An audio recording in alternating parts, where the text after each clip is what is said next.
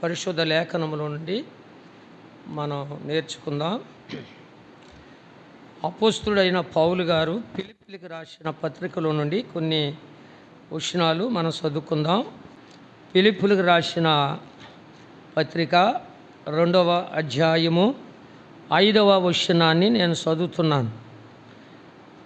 క్రీస్తు యేసునకు కలిగిన ఈ మనస్సు మీరును కలిగి ఉండిడి. ఆయన దేవుని స్వరూపము కలిగిన వాడై ఉండి దేవునితో సమానముగా ఉండుట విడిచిపెట్టకూడని భాగ్యమని ఎంచుకొనలేదు కానీ మనుషుల పోలుకుగా పుట్టి దాసుని స్వరూపమును ధరించుకొని తన్ను తానే రిక్తునుగా చేసుకొనేను. మరియు ఆయన ఆకారమందు మనుష్యుడుగా కనపడి మరణము పొందినంతగా అనగా శిలువ మరణము పొందినంతగా విధేయత చూపిన వాడై తను తాను తగ్గించుకొనేను. స్తోత్రాలు చెల్లించుకుందాం. తలలో ఉంచండి. పరిశుద్ధుడు అయిన మా తండ్రి, ప్రేమగలంటి మా ప్రభువా, మీ పరిశుద్ధమైన ఘనమైన నామమును బట్టి మిమ్మల్ని స్తుతిస్తూ ఉన్నాము నాయన. ప్రభా, ఇంతవరకు కొన్ని కీర్తన ద్వారా నీ నామను మహిమపరచడానికి మీరు కృప చూపారు. తిరిగి నాయన ఇదిగో ప్రభా, మీరు మా కొరకు చేసిన ఉపకారాన్ని బట్టి కొన్ని మీ లేఖనాల నుండి మేము చదువుకుని ఉన్నాం నాయన. జ్ఞానంతో వివరించడానికి మీ కృప దయచేయండి నాయన. చేరు వచ్చిన నీ బిడ్డలతో నీ పక్షంగా నిలబడిన నాతోనూ మీరు మాట్లాడి మమ్మల్ని బలపరచమని మా స్తుతులకు పాత్రులను స్తోత్రారుడు అయిన యేసు నామములో స్తుతులర్పిస్తున్నాం మా పరమ తండ్రి, ఆమె. ప్రభునందు ప్రియులారా, గమనించండి. మన ప్రభువైన యేసు క్రీస్తును గూర్చి అపోస్తుడైన పౌలు గారు ఇలాగూ రాస్తున్నాడు.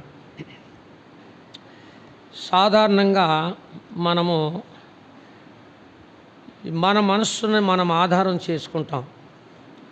కానీ ఇక్కడ పౌలు గారు ఏమంటున్నాడంటే, క్రీస్తు యేసునకు కలిగిన ఈ మనస్సు మీరును కలిగి ఉండిడి అని ఆ ప్రభు చెప్తా ఉన్నాడు తన భక్తుల ద్వారా.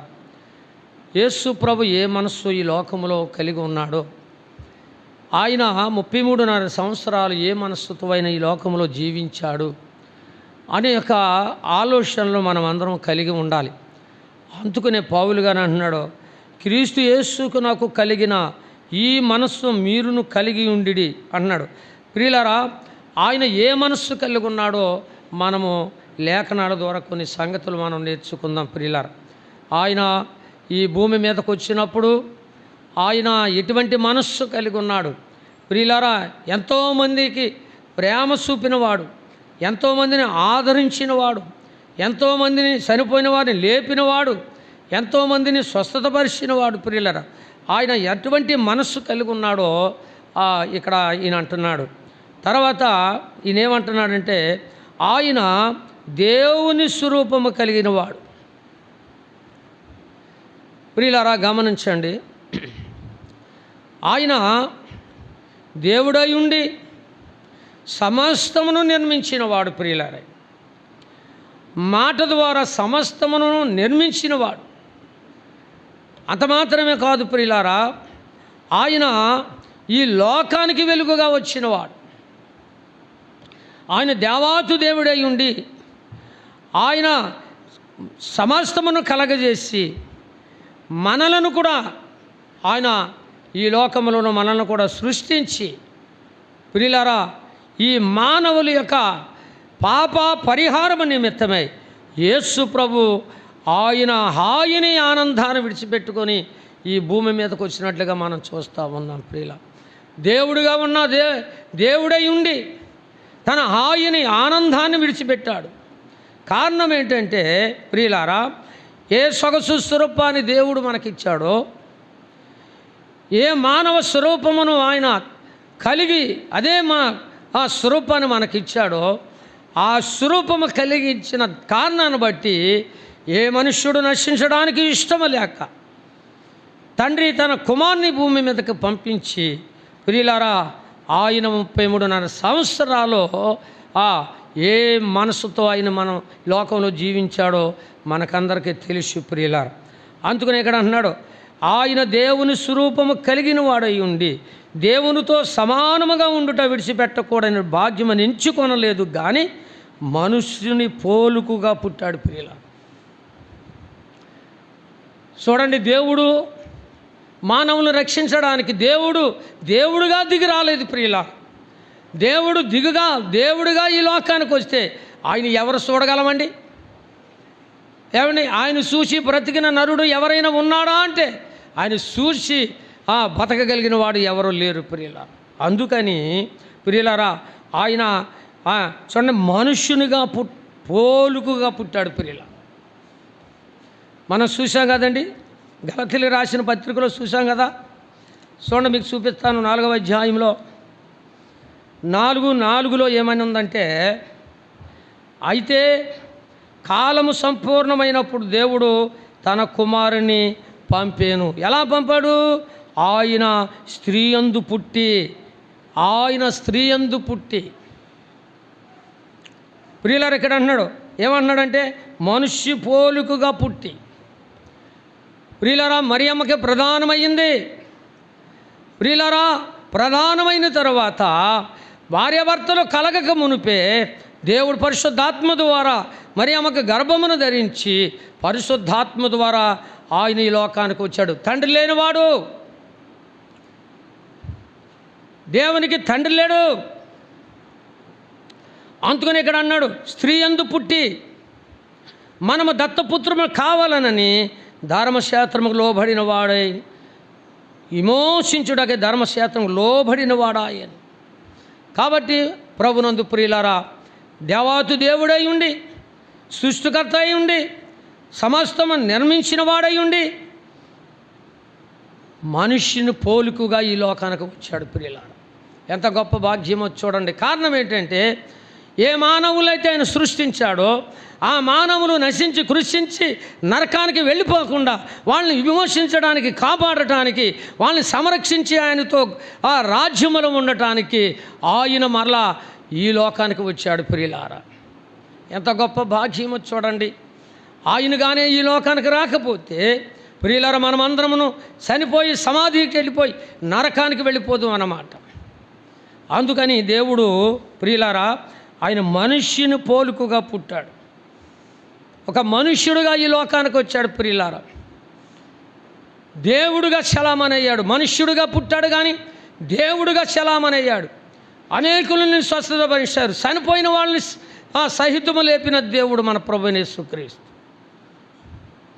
మనుష్యుని పోలుకుగా పుట్టాడు. ప్రియులారా, మనం ఏ శరీరం కలిగి ఉన్నామో చూడండి. హెబ్రీయులకు రాసిన పత్రికలో ఇలాగ రాయబడింది. 2వ అధ్యాయంలో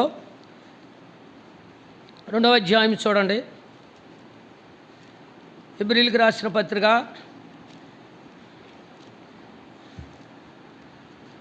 2వ అధ్యాయంలో 14వ వచనంలో ఇలాగ రాయబడింది. ఏమని అంటే, కాబట్టి ఆ పిల్లలు రక్తమాంసములు గలవారైనందున ఆ ప్రకారమే మరణము యొక్క బలము గలవానిని అనగా అపవాదిని మరణము ద్వారా నశింపజేయుటకును జీవితకాలమంతయు మరణ భయము చేత దాస్యమునకు లోబడిన వారిని విడిపించుటకును ఆయన కూడా రక్తమాంసములలో పాలివాడాయను అని రాయబడింది.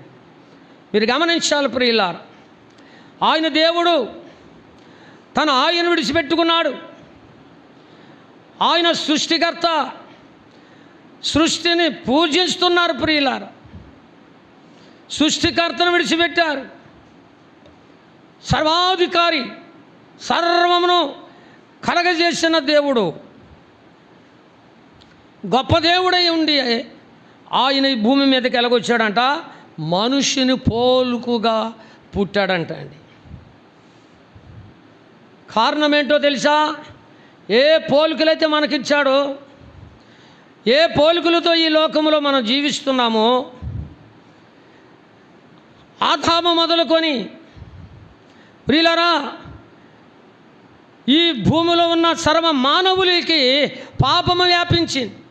పుట్టబోయే వాళ్ళకి కూడా వ్యాపిస్తూ ఉంది. ప్రియులారా, వీళ్ళందరినీ రక్షించడానికి కడపటి ఆదాముగా ఆయన లోకానికి వచ్చాడు. ప్రియులారా, మానవుడిగా పుట్టాడు, మనుష్యుని పోలికగా పుట్టాడు. దేవుడై ఉండి సర్వాధికారి అయి ఉండి, సర్వమును సృష్టించిన వాడై ఉండి, మాట ద్వారా సర్వ ప్రపంచమును కలగజేసిన వాడై ఉండి మనల్ని రక్షించడానికి ఆయన మానవుడిగా ఈ భూమి మీదకి వచ్చాడు. ఎంత గొప్ప భాగ్యం అండి! ఎంత ధన్యులం అండి మనం.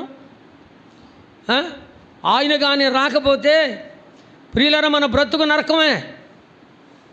కాబట్టి దేవుడు తన కుమారుని ఈ లోకానికి పంపించాడు.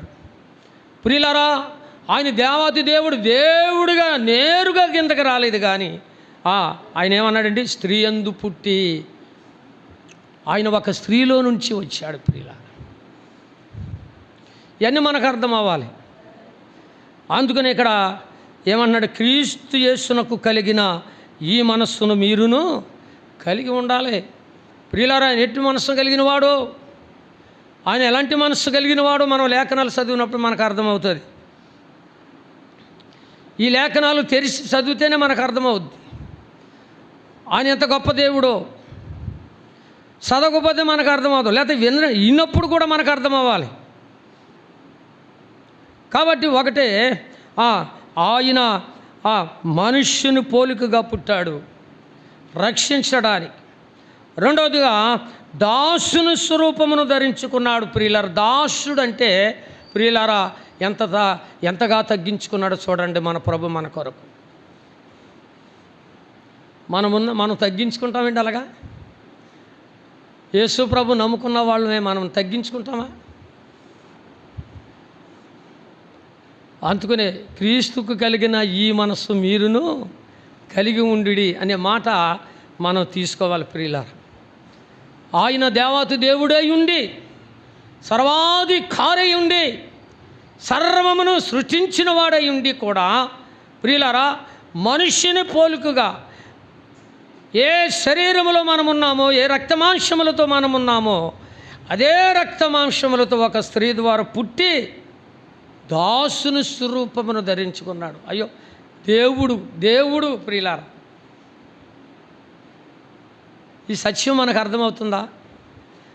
ప్రభా, మానవుడిగా నన్ను సృష్టించినందుకు నాయన దేవుడివై ఉండి హాయిని ఆనందాన్ని విడిచిపెట్టుకొని మానవుడిగా మా మధ్యకు వచ్చావు ప్రభా, మమ్మల్ని రక్షించడానికి. ఆయన మానవ స్వరూపం కలిగి వచ్చాడు. ప్రియులారా, మానవులను రక్షించడానికి మానవుడిగా పుట్టాడు. కానీ ఆయన దేవుడుగా ప్రత్యేకత చూపించాడు ఈ భూమి మీద. అందుకనే ఏమన్నారంటే ఆయన ఏ మనస్సు కలిగి ఉన్నాడో, ఆయన రక్తం, ఆయన బీజం కలిగిన మనమందరం కూడా అదే మనస్సు కలిగి ఉండాలని పౌలు గారు తేటగా చూపిస్తూ ఉన్నాడు లేఖనాల ద్వారా. ఉన్నామా మనము? మన మనస్సు ఎలాగుంది? మన మనస్సు ఇలాగూ తగ్గించుకుని దాసునుడుగా, రిక్తునుడుగా మనం ఉంటున్నామా? ప్రియులారా, ఆయన మనుష్యుని పోలికగా పుట్టి దాసుని స్వరూపమును ధరించుకొని, దాసుడు అంటే ఎవరండి? అలాగెళ్ళమంటే అలాగెళ్ళాలి, ఇలా రమ్మంటే ఇలా రావాలి, అటువంటి దాసుని స్వరూపాన్ని ధరించుకున్నాడండి ప్రభు. ఆయన బిడ్డలు మనము. ఆయన మనలను తయారు చేసుకుని భూమి మీదకి పంపించాడు. కొంతకాలం ఉండండి, తర్వాత మన దగ్గరికి వెళ్ళి వచ్చేదిరుగానని చెప్పి మనం ఎలా జీవిస్తున్నాం? తగ్గించుకుంటే గుణలక్షణం. దాసుని స్వరూపమును ధరించుకున్నాడు. ఆయన దేవాతి దేవుడై ఉండి, చూడండి ప్రియులారా, ఆయన దేవుని స్వరూపము కలిగిన వాడై ఉండి అన్నాడు. దాసుని స్వరూపమును ధరించుకున్నాడు. మానవులు నశించి కృషించి చనిపోయి నరకానికి వెళ్ళిపోతారు నా పిల్లలు అని చెప్పేసి మానవునిగా ఈ లోకానికి వచ్చాడు మనుషుల్ని రక్షించడానికి.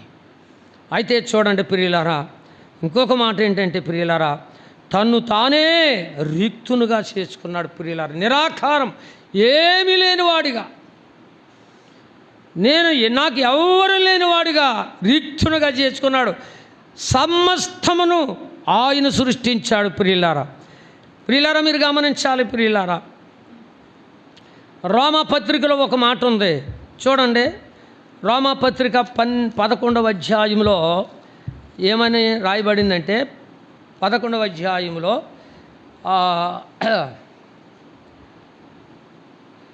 36 చదువుతున్నాను చూడండి. ఆయన మూలమును ఆయన ద్వారాను ఆయన నిమిత్తము సమస్తమును కలిగి ఉన్నవి, యుగముల వరకు ఆయనకు మహిమ కలుగునుగాక, ఆమెన్ అన్నాడు. ఆయన మూలముగాను, చూడండి ప్రియులారా ఎంత, ఆయన మూలముగాను ఆయన ద్వారాను ఆయన నిమిత్తమును సమస్తము కలిగినవి. కలిగి ఉన్నదేది అని లేకుండా కలగలేదు అని మరొక దిక్కున రాయబడి ఉంది. ప్రియులారా, అటువంటి దేవుడు, అటువంటి సమస్తమును కలగజేసిన దేవుడు రిక్తునుడిగా, ఏమీ లేనివాడిగా, అసలు ఇంకో మాట చెప్పాలంటే దిక్కుమాలిన వాడిగా, ఏ దిక్కు లేనివాడిగా, నిరాకారముగా మన కొరకు నిలబడ్డాడు మన ప్రభువైన యేసుక్రీస్తు మనల్ని రక్షించడానికి. ఈ సత్యం మనం గమనించాలి ప్రియులారా. ప్రభా, నువ్వెంత గొప్ప దేవుడువు నాయన, సమస్తమును కలగజేశావు ప్రభా, మమ్మల్ని కూడా సృష్టించిన దేవుడు నీవు.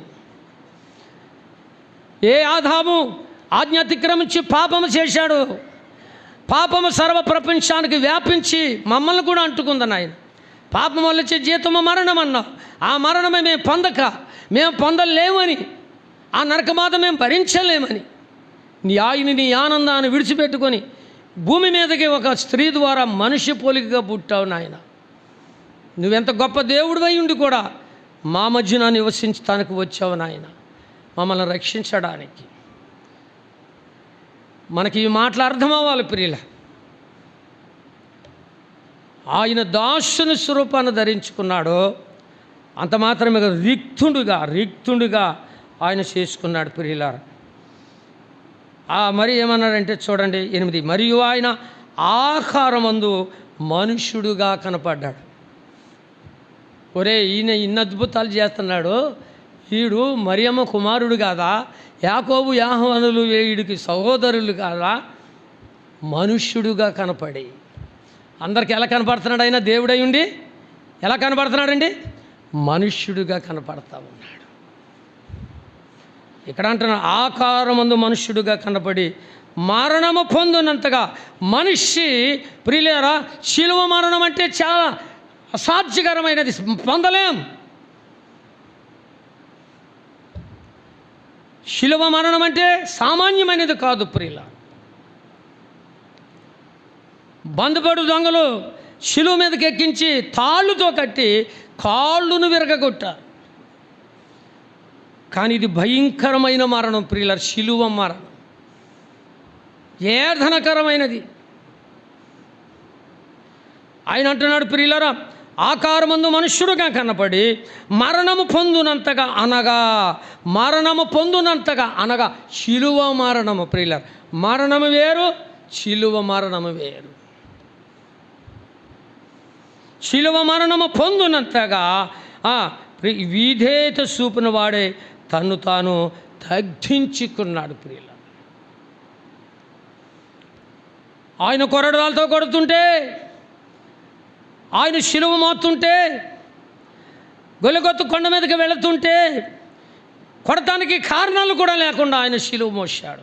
శిలువ మోయటానికి కారణము లేకుండా మోసాడు. కారణం ఏంటంటే ప్రియులారా, మానవుడిగా పాపంలో ఉన్న వాళ్ళని మనల్ని రక్షించడానికి ఆయన శిలువ మరణము పొందుతానికి బయలుదేరాడు ప్రియులారా. ఈ సత్యం మనకు అర్థమవుతుందా?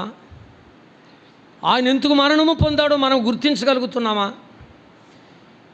ఏ మానవుడిగా ఈ లోకంలో మనం జీవిస్తున్నామో, ఏ మానవుడిగా మనం చనిపోయి నరకానికి వెళ్ళిపోతున్నామో, వాళ్ళందరినీ రక్షించడానికి ప్రియులారా తండ్రి తన కుమారుని భూమి మీదకు పంపించాడు. ఆయనే ఈ భూమి మీద మన కొరకు త్యాగమూర్తి అయి ఆయన మన కొరకు నిలబడ్డాడు ప్రియులారా. రిక్తుడుగా, ఏ మానవుడిగా దేవుడై ఉండి చెంప మీద కొడుతుంటే అమ్మా అనుకోకుండా, నోరు తెరవకుండా మన కొరకు అలా నిలబడ్డాడు మన ప్రభు. దేవుడై ఉండి సర్వాధికారి ఉండి సమస్తమును మాట ద్వారా కలగజేసిన వాడున్నది, ఉన్నది లేనట్టుగా లేనిది ఉన్నట్టుగా చేయగలిగిన వాడై ఉండి కూడా చెంప మీద కొట్టి కాండ్రకిచ్చి ఊమి వేసిన మన కొరకు నిక్కర్షగా నిలబడిన వాడు మన ప్రభువైన యేసుక్రీస్తు.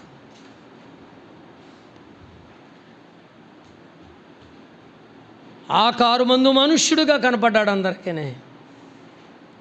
ఆయన శిలువ మరణము, ప్రియులారా, శిలువ మరణము పొందినంతగా విధేయత చూపిన వాడే తన్ను తాను తగ్గించుకున్నాడు.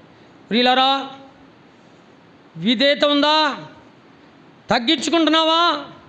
రిక్తుడుగా ఉంటున్నావా? దాసుడుగా జీవిస్తున్నావా? ఈ లోకంలో మానవుడు మనం దేవాతి దేవుడై ఉండి, సర్వాధికారి అయి ఉండి, శ్రీమంతుడై ఉండి, గొప్ప దేవుడై ఉండి ఈ భూమి మీదకు వచ్చి దాసుడుగా జీవిస్తూ ఉన్నాడు. ప్రియుల మాట చూస్తున్నాను చూడండి, 23వ అధ్యాయము లోకా సువార్త 23వ అధ్యాయంలో ఒక మాట ఉంది.